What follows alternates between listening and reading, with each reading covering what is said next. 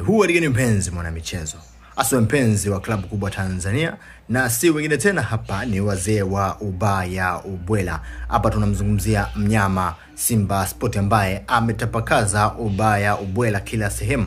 Watu wanakimbia, watu wanatafuta pa kujificha, na hii ni baada ya kikosi cha Simba Sport kuonesha makali ambayo yalikuwa hayategemewi kwa msimu huu wa 24-25. Lakini Simba licha ya kuonesha makali hayo, wanaendelea kukomaza na kuleta ukomavu katika kikosi chao baada ya kukamilisha deal la mchezaji huyu hapa ambaye ni mzoefu, kwanza ni mzawa, lakini pia anakuja kuongeza nguvu katika kikosi cha Simba. Lakini pia tupo na taarifa nyingine kuhusiana na wachezaji ambao wanaondoka katika klabu ya Simba Sport. Akina Aishi Manula, hiyo ni bye bye, hawatakuwepo katika msimu unaokuja. Lakini wapo wengine 4 ambao wanaondoka katika klabu ya Simba Sport.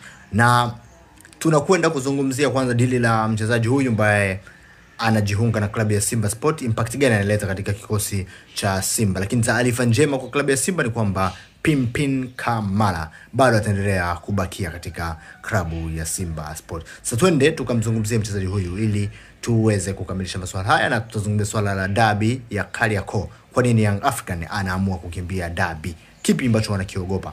Twende pamoja na tukazungumze mambo ya usajili wa klabu pekee hapa Tanzania kubwa, Simba Sport. Sasa Simba Sport wamekamilisha dili la mchezaji Yakub Suleiman kutoka katika klabu ya JKT Tanzania baada ya mazungumzo ya kina na ya muda mrefu.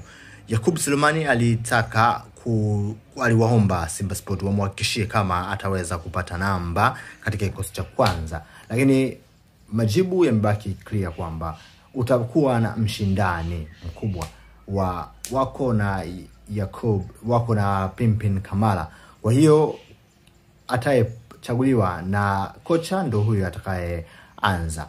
Kubwa zaidi ni kwenda kupambania jezi ya klabu ya Simba Sport, na mchezaji amesema ndio anakwenda kuipambania klabu ya Simba Sport. Hii ni kuongeza nguvu baada ya Aishi Manula kuondoka, lakini pia kiwango cha Ali Salum Katoro kutowaridhisha mabosi na mashabiki wa Simba. Hivyo wameona ni vema kumleta goalkeeper mwingine ambaye ni mzawa, ambaye anaweza kuchukua ile nafasi ambayo alikuwa nayo Aishi Salum Manula. Tutegemee mengi mazuri kutoka kwake, lakini unaweza kuniambia hapo kwa ujumbe mfupi wa shabiki wa Simba kama usajili huu unaukubali, basi ni ubaya ubwela hapo kwenye comment. Lakini pia unaweza kunipa maoni yako kuhusiana na mchezaji huyu. Kila mmoja anamfahamu goalkeeper wa JKT Tanzania, amekuwa na kiwango kizuri na ni vema sasa kumkaribisha nyumbani.